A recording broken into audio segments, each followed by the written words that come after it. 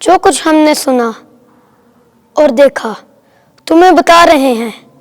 ہمارے لیے آج کی پہلی تلاوت مقدس یوحنا رسول کا پہلا خط، پہلا باب، پہلی تا چوتھی آیت مقدسہ۔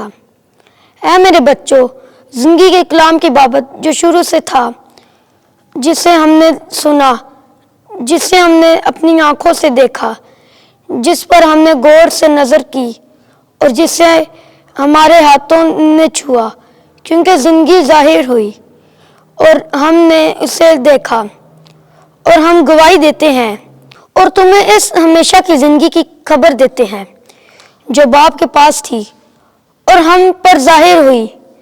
جو کچھ ہم نے دیکھا اور سنا اس کی خبر تمہیں دیتے ہیں تاکہ تم بھی ہمارے ساتھ رفاقت رکھو، اور ہماری رفاقت باپ کے ساتھ اور اس کے بیٹے یسوع مسیح کے ساتھ ہے۔ اور ہم یہ باتیں اس واسطے لکھتے ہیں کہ ہماری خوشی کامل ہو جائے۔ پاک کلام کے پڑھے اور سنے جانے پر خدا کی برکت ہو۔ زبور 97 جماعتی جواب۔ اے صادقو، خداوند میں خوش ہو۔ خداوند سلطنت کرتا ہے، زمین خوشی کرے، جزائر کی کثرت شادمانی کرے۔ بادل اور تاریکی اس کے گرد ہے، عدل اور انصاف اس کے تخت کا قیام ہے۔ جماعتی جواب۔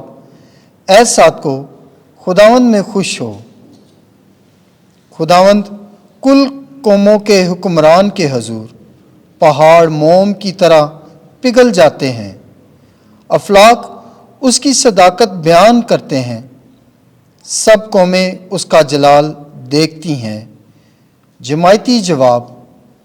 اے صادقو، خداوند میں خوش ہو۔ صادق پر روشنی اور راست دلوں پر مسرت طلوع ہوتی ہے۔ اے صادقو، خداوند میں خوش ہو، اس کے قدوس نام کا شکر کرو۔ جماعتی جواب۔ اے صادقو، خداوند میں خوش ہو۔ خداوند آپ کے ساتھ ہو۔ انجیل مقدس یوحنا کے مطابق اے خداوند تیری تمجید ہو۔ 20واں باب، 2 سے 8 آیت۔ دوسرا شاگرد تیز دوڑ کر قبر پر پہلے پہنچا۔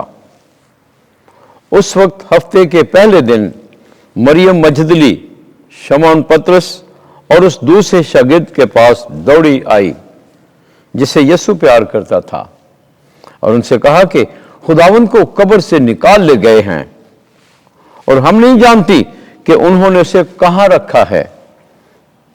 تب پطرس اور وہ دوسرا شاگرد نکلے اور قبر کی طرف گئے، چنانچہ وہ دونوں اکٹھے دوڑے، مگر دوسرا شاگرد پطرس سے آگے بڑھ گیا اور قبر پر پہلے پہنچا۔ اس نے جھک کر کتانی کپڑے پڑے ہوئے دیکھے، مگر وہ اندر نہ گیا۔ تب شمعون پطرس بھی اس کے پیچھے پیچھے آیا اور قبر کے اندر گیا اور کتانی کپڑے پڑے ہوئے دیکھے، اور وہ رومال جو اس کے سر پر تھا ان کتانی کپڑوں کے ساتھ نہیں مگر جدا لپٹا ہوا ایک اور جگہ پڑا تھا۔ تب دوسرا شاگرد بھی جو قبر پر پہلے آیا تھا اندر گیا اور دیکھ کر یقین کیا۔ انجیل مقدس کے وسیلے سے ہمارے گناہ معاف کیے جائیں۔ اے مسیح، تیری ستائش ہو۔